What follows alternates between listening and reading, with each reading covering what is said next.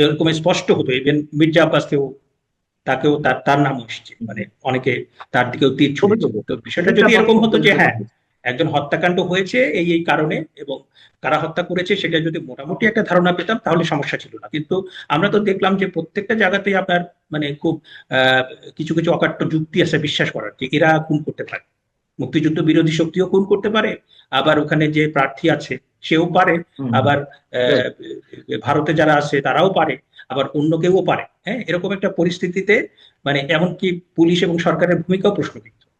হ্যাঁ, এরকম একটা পরিস্থিতিতে তখন আপনার মানে তাদের নিজেদের যে দায় দায়িত্ব সেটা অন্যের উপর চাপানোর জন্য কিংবা আপনার অ্যাটেনশনটা ডাইভার্ট করার জন্য আনিস আলমগীর ভাইকে বলি হতে 2001 সালের পর থেকে কিন্তু এই উচ্চ আদালত কিন্তু আস্তে আস্তে আপনার দুর্বল হতে থাকে। এবং গত আমলে কিন্তু আপনার আমি বলবো যে এই উচ্চ আদালত তাদেরকে নানাভাবে আপনার সেই প্রাতিষ্ঠানিকতা নষ্ট হয়েছে। এবং এই আমলে এসে সেটা একদম মানে কফিনে পেরেক ঠুকে দেওয়ার মতো। কারণ একজন হাইকোর্ট ডিভিশনের জাজ একজন ব্যক্তিকে বেআইনি ভাবে মানে মিথ্যা মামলা দিয়ে তাকে দিনের পর দিন আটক করে রাখা হচ্ছে। তার জামিন যখন তিনি দিলেন তখন আপনার প্রধান বিচারপতি তাকে শোকজ করে দিলেন, কিংবা তাকে ইয়ে করলেন যে আপনি কেন এই জামিনটা দিলেন। এটা তো দিস ইজ নট দি মানে টাস্ক অফ এ মানে চিফ জাস্টিস তো এটা করতে পারেন না। কারণ চিফ জাস্টিস এবং উচ্চ আদালতের কাজ হচ্ছে মানবাধিকার, নাগরিকদের অধিকারকে সমুন্নত রাখা।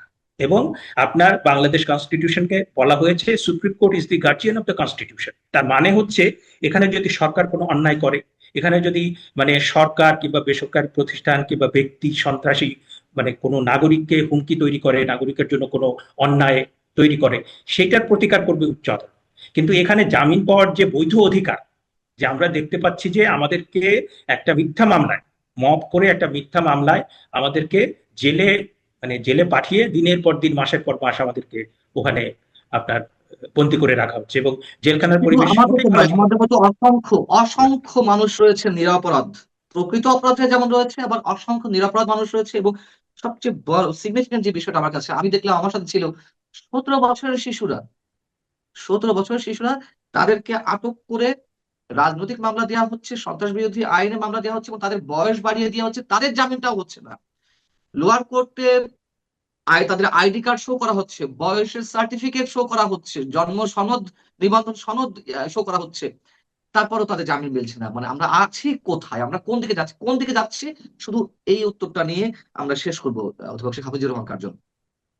আমি আসলে যেটা বলবো যে আসলে যে কথাটা বলছিলাম যে ডক্টর মোহাম্মদ ইউনূস ওনার যে ক্ষমতা, সেই ক্ষমতা আসলে বাংলাদেশের আইন শৃঙ্খলা, বিচার এবং মানুষের যে নিরাপত্তা সুরক্ষা সেটিকে আপনার ছিনতাই করেছে কিংবা অপহরণ করেছে। এবং আমি আপনার এই অনুষ্ঠানের মাধ্যমে একটু শেয়ার করতে চাই যে আপনার যারা গ্রেপ্তার হয়েছে তাদের অনেককেই মানে যদি আপনার আগের আমলে যারা দুর্নীতি করেছে, যারা টাকা পাচার করেছে, যারা নানাভাবে আইন লঙ্ঘন করেছে কিংবা মানুষের ভোগান্তির কারণ হয়েছে, তাদের বিরুদ্ধে সুনির্দিষ্ট অভিযোগের মাধ্যমে ডিউ প্রসেস অফ লতে আপনি সবকিছু করেন, কোনো আপত্তি নেই। আমরা সেই জন্যই তো আমরা মানে সবসময় আমরা কথা বলি যে কেউ মানে সরকারে থাক সে আইনসঙ্গত ভাবে রাষ্ট্রটা পরিচালনা করবে, এবং যে অন্যায় করবে, যে দুর্নীতি করবে, যে পাচার করবে, তার জন্য শাস্তিটা। কিন্তু আপনি এই 5ই আগস্টের পরে অনেককেই গ্রেপ্তার করা হয়েছে, এবং যে মানে গ্রেপ্তার করা হয়েছে যেমন তৌফিক ইলাহি চৌধুরী। হ্যাঁ, তৌফিক ইলাহি চৌধুরী সম্পর্কে আমি কিন্তু খুব বেশি জানতাম। হ্যাঁ, পরে আমি দেখলাম যে উনি একজন 1968-69 সালে উনি ঢাকা বিশ্ববিদ্যালয়ের অর্থনীতি বিভাগের শিক্ষক ছিলেন। তারপরে তিনি মানে পাকিস্তান সিভিল সার্ভিসে জয়েন করেন, এবং সেই অবস্থায় তিনি কিন্তু মুক্তিযুদ্ধ করেছেন। এবং মুক্তিযুদ্ধ যখন করেছেন তখন কিন্তু ওই অস্ত্র হাতে যুদ্ধ করেছেন। তিনি কিন্তু একদম মানে সশস্ত্র মুক্তিযোদ্ধা ছিলেন। পরবর্তীতে তিনি হার্ভার্ড থেকে পিএইচডি করেছেন। তিনি কবি জসিমউদ্দিনের যে মেয়ে তাকে বিয়ে করেছেন। এরকম একটা লোক, হ্যাঁ, তার যদি কোনো মামলা থাকে আপনি তাকে দেন, আপনি তাকে বিচার করেন। কিন্তু এরকম 80 বছরের একটা লোক, তাকে আপনি আজকে 15 মাস হয়ে গেছে, আপনি তাকে কোনো জামিন দিচ্ছেন না। এবং এই লোকটা আপনি তাকে কি মামলা দিয়েছেন? আপনি তাকে মামলা দিয়েছেন তিনি কেন মানে সাবেক প্রধানমন্ত্রীকে নিবৃত্ত করার চেষ্টা করেন, মানে এরকম হাস্যকর সব মামলা দিয়েছেন। এবং আপনি দেখেন যে আসাদুজ্জামান নূর হচ্ছে বাংলাদেশের একজন মানে লেজেন্ডারি অ্যাক্টর। মানে এরকম একজন মানে মানে কি বলে যে এরকম একটা অভিনেতা আমরা কয় দশকের পর দশক চলে এগুলো কিন্তু আমরা পাবো না। এবং উনি যে একজন সজ্জন ব্যক্তি, এবং তাকে মামলা দিয়েছে হত্যা মামলা, এবং তিনি 80 বছর বয়স এখন, তিনি সেই 14 মাস 15 মাস ধরে সেখানে আপনার পড়ে আছে। তারপরে আপনি ধরেন প্রফেসর আবুল বাকার, তাকে কেন ইয়ে করা হলো?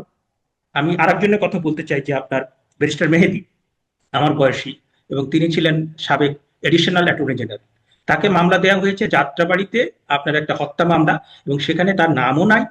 এবং তার যেটা হয়েছে যে অন্যান্য মানে কয়েকজনের নাম দেওয়ার পরে অন্যান্য 300 জন তার ভেতরে তাকে ঢুকিয়ে দিয়েছে।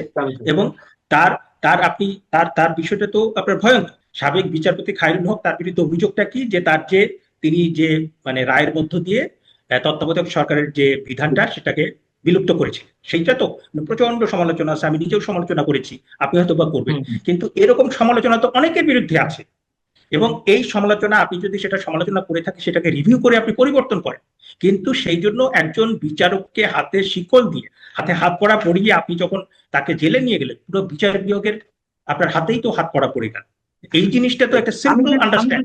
এবং এই লোকটা আপনার বিচারপতি খায়রুল হক ইতিমধ্যে 2বার হার্ট অ্যাটাক হয়ে গেছে, তার হসপিটালের ভিতরে তার 2বার হার্ট অ্যাটাক হয়ে গেছে। এবং এই সরকার এত নির্মম যে 80 বছরের এই সমস্ত ব্যক্তি, আসাদুজ্জামান নূর, তৌফিক এলাহি চৌধুরী, বিচারপতি খায়রুল হক, 80 বছর বয়সের একজন ব্যক্তি, তাদেরকে মিথ্যা মামলা দিয়ে মাসের পর মাস, মানে এটা তো মানে তারা তো মারা যাবে।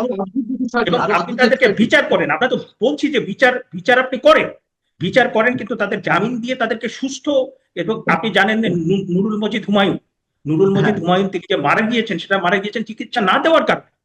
কারণ আপনার তার প্রথমে ডেঙ্গু, তারপরে বোধহয় চিকনগুনিয়া হয়েছিল, এবং ডেঙ্গু হওয়ার পরে তিনি হাঁটতে পারছেন না, তাকে একটা হুইল চেয়ারের ব্যবস্থা করা হয়।